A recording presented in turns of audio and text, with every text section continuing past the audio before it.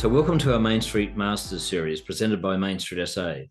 I'm David West, your host, and today we're talking to Cheryl Adamson, the General Manager of Parnell Business Association in Auckland, New Zealand. Parnell is a beautiful area just on the edge of Auckland. It has lovely boutiques, cafes, restaurants, and one of my little favourites here is that chocolate boutique cafe, which I'm sure I'll visit again sometime. So welcome, Cheryl, and thank you for your time. Thank you, David. Nice to be here. Can you tell us a bit about your journey from South Africa to Auckland, please? Well, I typically decided to immigrate quite late in life. When I left South Africa, it was around about 2010, 2011. I'd been visiting New Zealand since 2008, and I had friends that were here and sort of wanted to come to Auckland. But then when I finally left in 2011, I kind of got waylaid with an unscheduled few years in Brisbane, which was due to a romance. Finally arrived in Auckland in 2013. So my background in South Africa was in marketing. And for my sins, I landed up specializing in marketing shopping centers, which is obviously what made me perfect for the role, because I was very familiar with that multi-stakeholder environment of retailers. And I was employed in this role just a few weeks after arriving in Auckland, and I'm still in the role. So I've been at the Parnell Business Association since 2013. Wow. And I think that shopping centre background is really important because it gives you that aspect of, what's really important for the businesses to try and bring them together and get them to work collaboratively. Correct, yes. And obviously different in some ways, but similar in some ways, yeah. So Parnell's close to the CBD of Auckland, of course, and I just wanted to say, could you tell us a bit about the advantages that has and the disadvantages? Well, I think for listeners who don't know Auckland well, I think just try and think of Auckland as like a shape of a cup or a bowl, where the top of the cup is the foreshore. So there's really the motorway goes around the edge of the city. And then you have the little fringe suburbs around the edge, and we are one of those fringe suburbs. So literally right on the edge of the city, bounded by a motorway, essentially. I think there's more advantages than disadvantages. The advantages are obviously that people love working and they love living in Parnell because it's so convenient. I mean, there's an easy bus into the city. We sandwiched between the CBD and then Newmarket, which is classified in our terminology as a metropolitan area, a really big shopping area. Locals are incredibly fiercely loyal to Parnell.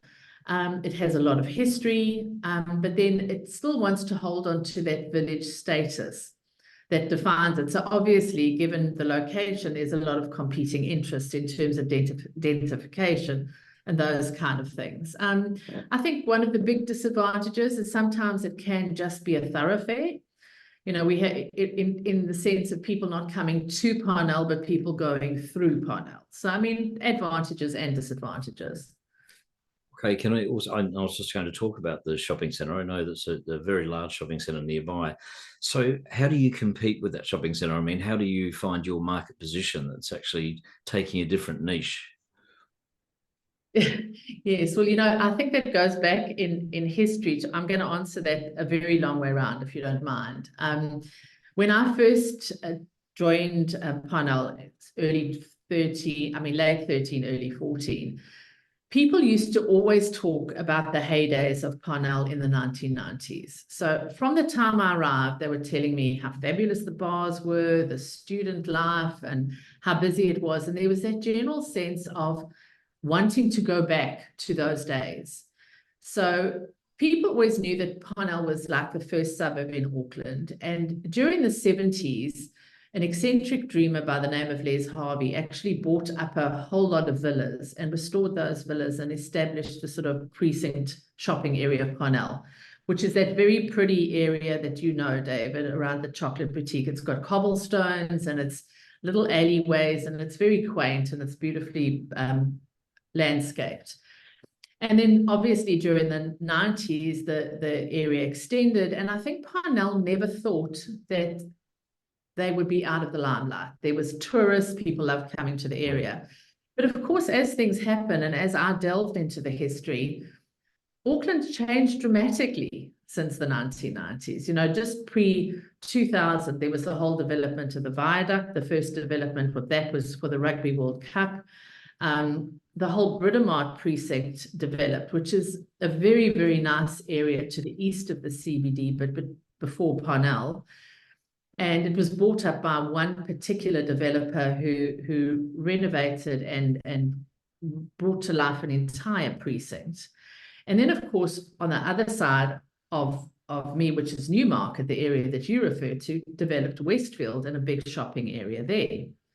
You know, and then we had sort of the 2013, 2014 thing, and then Westfield also redid their entire premises between 2019 and 2020.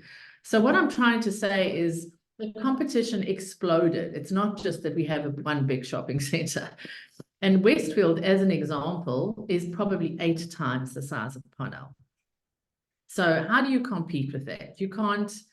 Essentially, you can't compete. You have to keep your own market position, and you certainly can't compete, example, in the area of, say, fashion retailing or areas that they are particularly strong. So we've really stuck to our market position of being a historical area, an area that's dominated by owner-run businesses, beautiful design stores, galleries, and very much a niche shopping area. We've never tried to go out and compete with them. It would be silly.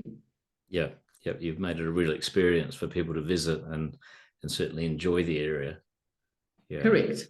You know, and understanding just how that competitive area had developed. I mean, I have encouraged people around me to not go backwards, but to think about how do we move forwards, but not how we want to rekindle the 90s. It's never going to happen. Yeah. Well, I know that you're a business improvement district, which means you've got independent funding and you've got consistent funding, and you've also got an independent board. Can you just tell us some of the benefits of being a business improvement district, please? Well, as you know, I'm a big fan of the model. It was not something I'd experienced before I came to Auckland. And I think one of the biggest advantages of the bid model is having that secure funding. So I'm not sure if all of your listeners would be aware of exactly how that's funded, but it's funded by a targeted rate to all the landowners, collected by council and given to us. But the landowners in the precinct, so it's a geographically framed precinct, and the landowners within that precinct have to agree to the whole bid model. And once they've agreed, it's there in perpetuity. We don't have to redo it every sort of 5 years or anything. So it's fabulous to know that you have a secure budget. We're never chasing members' fees, and you work to your budget. And there are bids of varying sizes. There are 51 bids now in Auckland, and they are in varying sizes. And the team that deal with the bids from council have now put in place a minimum to set up a bid, and that minimum is around about 120,000, which sounds like quite a lot of money, but essentially, I think the evaluation is if you're going to deliver the services that a bid should offer, you have to have some capital. So in Australia, of course, we've sort of talked about bids over time, and I've talked about them a long time, but we only have our first bid in Sydney, has opened, basically in the last 12 months on the Sydney waterfront. And they created a new entity like community improvement districts, which are going to spread around. I believe they're going to spread across New South Wales. So I think it's a very exciting period. Can you tell us just about how you get the property owners engaged? Because I know that sometimes property owners can be fairly passive in the main street. How have you found that sort of included them into what your plans are and how you've got them engaged in the process? Yes, well, just to go back on your last question, we do actually offer a range of benefits. And I think different things appeal to different types of members. So one of the big things that we offer is advocacy and representation. And we sort of define it in 5 pillars, and that's the first of the pillars. And that is really all our work, fighting for improvements in the area, often fighting with Auckland Transport about things like parking and that, but also lobbying for future improvements and investment. So that particular aspect interests the landowners because obviously it improves the capital value of the projects and of their properties long term. So we find that landowners generally engage with those kind of efforts and those kind of policy things. We also do have a crime prevention and CCTV program, and that is really there for all of our members, because when we did what was called a bid expansion, we went away from being just a retail precinct to an entire area precinct. And that made us very aware of, wow, we've got members of all shapes and sizes. We've got corporates that the larger corporates don't actually need us, really. The landowners certainly enjoy, as I said, the advocacy and representation. The retailers want marketing, right? So different needs for different people. So the third thing, obviously, we do is marketing, events and promotions, which is expected. And the retailers, I think, are the main beneficiaries of that. And then we do our business-to-business networking, which then does appeal to some of the corporates, depending. I mean, as an example, we've got a lovely area of Parnell that we're now talking about as an innovation hub, where a number of incubators have started up. Now, their needs are completely different to the retailers in the strip. So it's about, to me, looking at your different types of members and trying to carve out a service that will actually appeal to them. And certainly it's not all things for all people. Yes. Can you tell us a bit about how council and government also benefit from your business improvement district area? Oh, look, I think they benefit hugely. I think over time, council have looked to us as a conduit for information. So although they go out on wide engagement on some policies, there's certain things. They know that we have the database. We have 1,100 businesses in our area. So we have a very up-to-date database in terms of reaching out to them. It's hard to get engagement on certain policies. I mean, you know, you'll send out an email, as an example, on the annual budget, and there will be complete silence. Nobody's really interested in engaging with that. But I must say, as an example, over COVID, it was really interesting just how quickly we were able to get information on government subsidies, vaccine status, and that out to members, and how quickly they engaged. So it does depend in terms of what we're getting out, but I think council do rely on us in terms of getting a message out, but also giving them feedback that is representative of a good sample of people. Yes, I was going to say, so over time, you're saying particularly one of the pillars is the advocacy. So what's an example of one of the policies that you might have influenced over time that benefits your retailers and businesses? Well, as I said, policies, some council policies just, they don't get any feedback whatsoever. We did start with what was called a Parnell Master Plan in just leading up to 2019.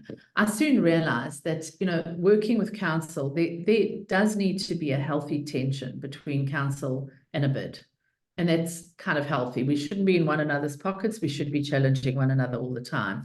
But I also realized that if you ever want improvements in the area, you need a plan with a council logo on it, because otherwise, if it's not endorsed and there's no buy-in, it's not going to happen.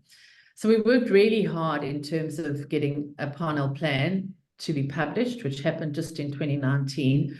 It illustrated a few major projects and policies that we wanted to institute. And then, of course, came COVID. So I was very hopeful at that time. And the past year, we've really had to spend resuscitating a lot of those projects. And only now we're starting to see some growth and potentially a park that's going to be redeveloped in our main street.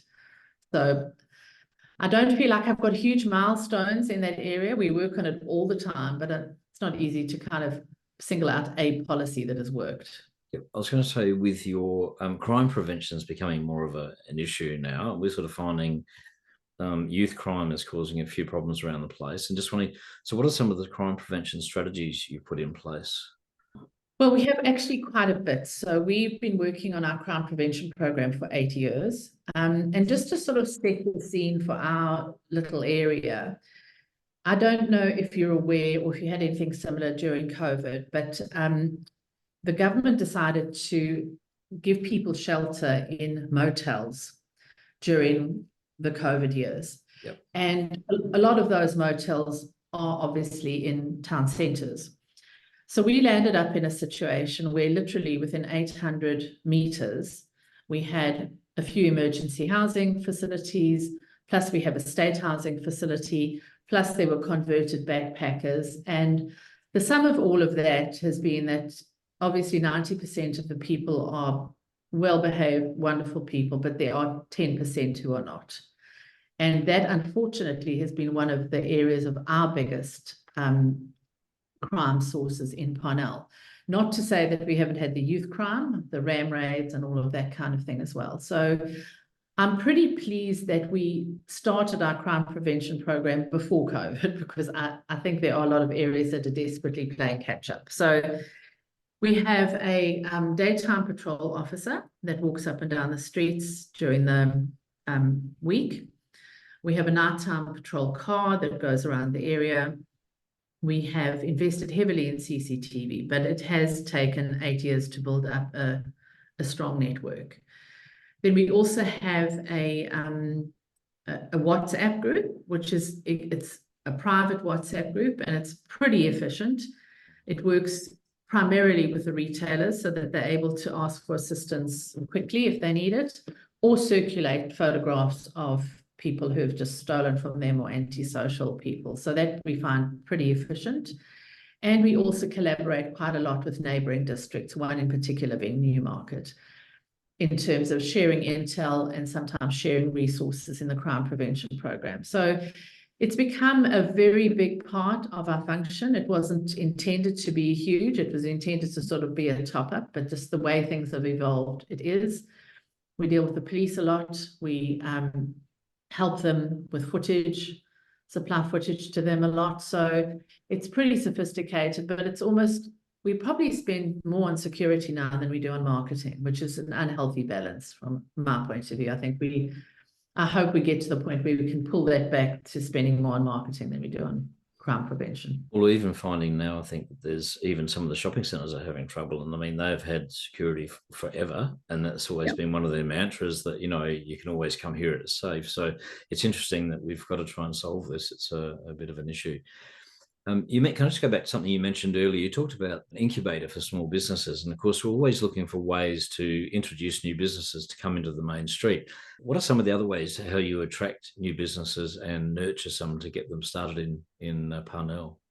That's a difficult one. You know, if you go back to the landowner environment, it's quite difficult working with a multi-landowner stakeholder group. We do have some landowners that are really engaged, some very strong landowners who've been in the area for a long time. But then in between them, dotted are a lot of varying landowners who will literally put in anybody in their premises that offers to pay a lease. Because one of my big frustrations in terms of the street is that you cannot curate the tenant mix. I think that's one of the big challenges in terms of attracting people into the area, because the way it's done in shopping centres, as you know, is you curate a list and then you start looking for what you want. And it's very frustrating that you cannot make that work in a main street. Yes. We're constantly working with our landowners to try and establish a joint vision. But then you also have what I call, my favorite is absentee landowners that live overseas and actually do not give a damn. You know, we have one large premises in Parnell that's been empty for 12 years, and it's right in the middle of the main street. So we just cover it up with vinyl now. There's actually nothing else we can do. He doesn't like it. He doesn't want us to do it, but we don't want an empty store. That's dreadful to look at. Wow. To answer the question, I don't believe we really have the power to attract people directly to a landowner's premise, but we have the power to create the impression of a precinct, and exactly, and an environment that's lively and interesting. Yes, I suppose then you also get the property owners who are very active, proactive, and actually do some really nice jobs with their buildings, like the building behind you in your background is beautiful. And then they encourage the right businesses to come in, and the whole story comes together really nicely. So I know that's a really important thing, and one of the challenges of main streets all over the world. A big challenge. Yeah. The other thing I noticed that you're doing is you've got a green policy? You're starting to look down other ways of making the environment green friendly? So we do try and offer our businesses some level of interaction in terms of sustainability. So we've done limited programs around waste and waste reduction, but really primarily it's about webinars and getting people that will engage with our businesses on varying levels. Because again, you have a tiny little business that just really might want to just look at their waste and their cartons. And then you have large businesses like architectural practices that are working fervently in this area. So we found that the way to sort of spread it across all businesses is that we do a monthly webinar on sustainability, and then that is circulated to our members. And so what does the future hold at the moment then for Parnell? What are you looking forward to developing? Well, I think we're slowly building our way out of COVID. Our vacancies are not too bad, neither commercial or retail. They haven't been too poor, and I think that's down to the fact that we have a lot of niche operators in our area. We are getting some new hospitality in the area, which certainly has enlivened the streets. It was fabulous to have cruise back and have tourists back last year, you know, walking the streets, because they also engage and they really lift the presence. And I guess it's really just trying to define that tenant mix, you know, working with it to try and bring in those retailers that are going to get foot traffic. But I think we're on our way back up again. Well done. Oh, that's really, really good. So if you'd like to see more information about Parnell, if you log on to parnell.net.nz, and you'll see some really wonderful programs that Cheryl and the team there are doing. So thank you so much, Cheryl, for your time today.